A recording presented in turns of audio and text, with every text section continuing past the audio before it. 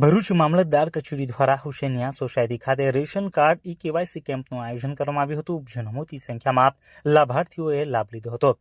રાજ્ય અને કેન્દ્ર સરકારની વિવિધ યોજનાઓનો લાભ મેળવવા રેશન કાર્ડનું કેવાયસી કરાવવું અત્યંત આવશ્યક બન્યું છે।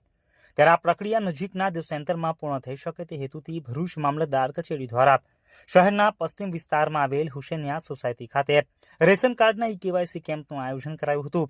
ત્યારે કેવાયસી કેમ્પનો 300થી વધુ લાભાર્થીઓએ લાભ લીધો હતો। આ પ્રસંગે વિપક્ષી નેતા શમશાદ અલી સૈયદ, ઇબ્રાહીમ કલકલ, મુમતાઝ પટેલ તેમજ વહીવટી તંત્રના અધિકારીઓ પણ ઉપસ્થિત રહ્યા હતા। આજે મામલતદાર કચેરી તરફથી વોર્ડ નંબર 2ના હુસેનિયા વિસ્તારમાં સસ્તા અનાજની દુકાન ઉપર કેવાયસી કરવાનો પ્રોગ્રામ રાખેલો છે અને લોકો અત્યારે જોઈ રહેલા છો તમે કે લોકો આવીને કેવાયસી કરાવી રહેલા છે અને હજુ પણ 4 વાગ્યા સુધી ટાઈમ છે।